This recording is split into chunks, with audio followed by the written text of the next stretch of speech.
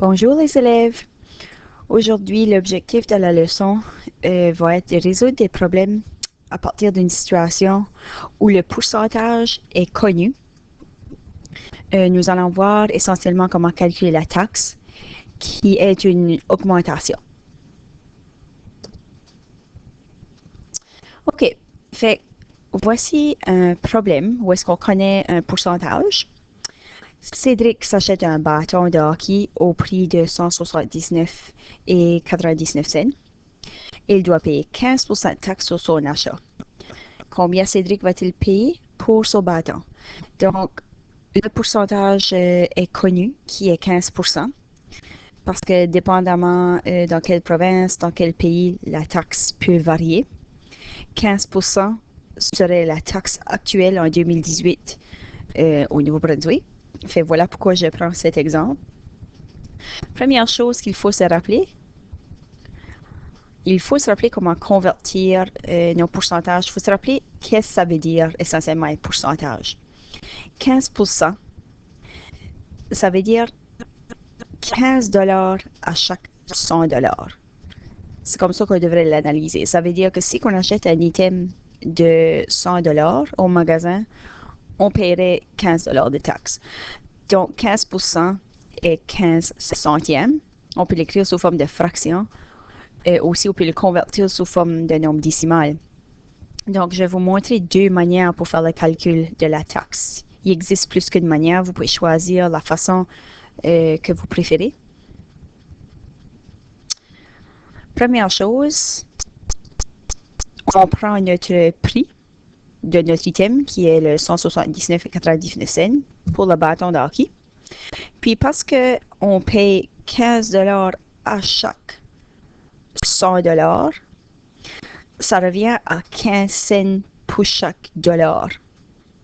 Fait que parce que c'est 15 cents à chaque dollar, au lieu d'ajouter 15 cents, 15 cents, 15 cents, 15 cents, 15 cents, 179 fois, on fait l'opération de la multiplication. Fait qu'on multiplie 179 $ et 99 cents fois 15 cents. Au lieu de l'ajouter 179 fois, on fait une multiplication.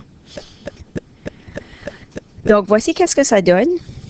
26 et 9985 10 millièmes.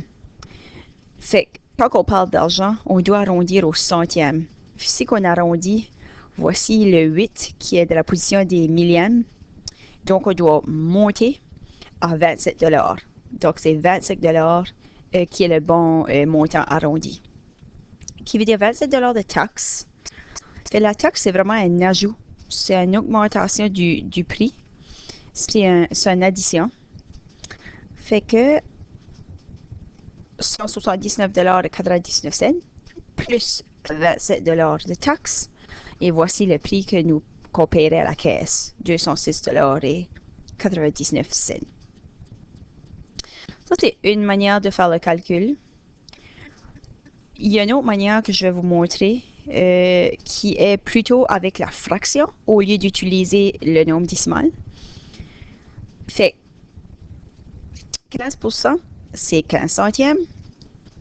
Fait que voici la fraction. Le 100 représente ton tout, ton plein prix. Donc, en face du 100, je vais écrire mon plein prix qui est le 179,99 $.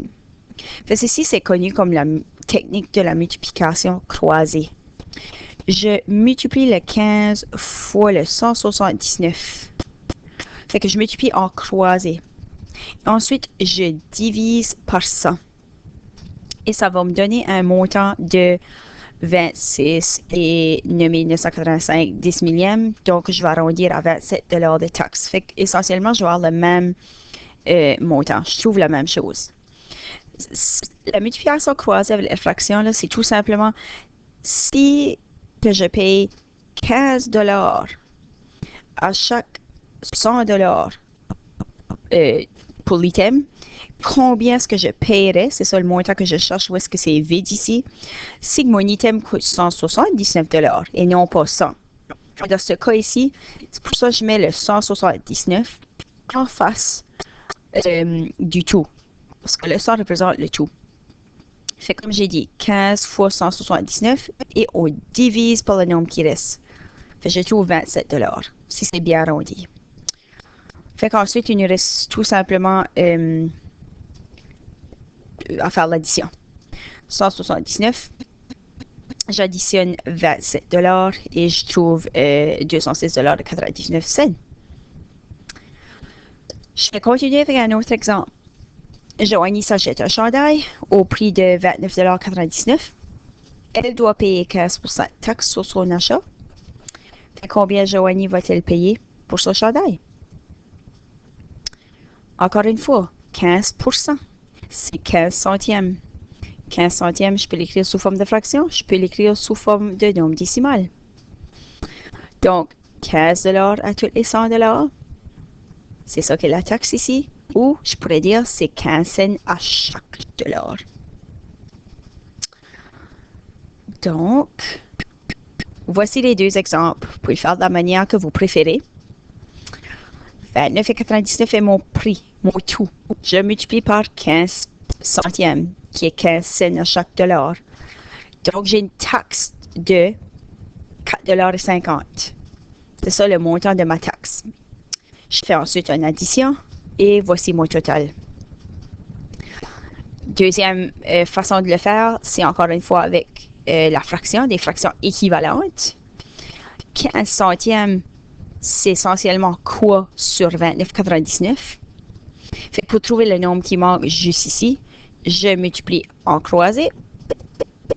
15 multiplié par 29,99. Et je divise par 100. Et vous allez voir que vous trouvez 4,50 $. Donc, 29,99 plus 4,50 $. Et voici mon montant final. C'est important d'indiquer votre montant final. Parfois, dans des problèmes, je peux demander le montant de taxe. Donc, c'est ce montant ici que j'aurais besoin. Ou parfois, dans des problèmes, je peux demander le montant final, qui est ici, 34,49 $. Finalement, j'ai un problème où est-ce que Chastity s'achète des souliers à 59,99 $. Encore une fois, il paye 15% de taxe sur son achat. Peu importe le montant de taxe, peu importe le pourcentage, que ce soit 7%, que ce soit 10%, le travail est le même. C'est important de savoir que 15%, c'est 15 centièmes. 15 centièmes sous sa forme décimale. Voici encore une fois le calcul. Vous choisissez la manière que vous préférez. 59,99 multiplié par 15 cents. Donc, si j'arrondis, ça me donne 9 $. J'additionne 59,99 avec 9 $, qui fait 68,99 $. Ici, c'est encore la méthode avec les fractions équivalentes, la multiplication croisée. 15 $ à tous les 100 $, 15 sur 100, 15 centièmes. Ça me donne quel montant sur 68 $? Fait que le 68 $ est en face du tout, en face du 100. C'est important que vous compreniez ce concept-là parce que plus tard, on va faire des problèmes où est-ce que la manière la plus facile sera la multiplication croisée. Ça fait que je vous encourage de comprendre cette méthode. Fait 15 multiplié par 68,99, je divise par 100, ça me donne un montant de 9 $. Je l'additionne à mon prix de 59,99 et voici mon total. Ça fait que ça complète la leçon pour aujourd'hui. Je comprends qu'il y a des méthodes encore plus faciles à calculer la taxe. Il y a peut-être des gens qui vous ont parlé déjà de faire la multiplication fois 1,15. La seule chose, c'est que c'est important de vérifier quelle est la question du départ. Est-ce que je demande quel est le montant de taxe? Est-ce que je demande le prix final? Fait que c'est important de vraiment comprendre la méthode de comment calculer la taxe. Fait que ça complète la leçon pour aujourd'hui. Bonne journée!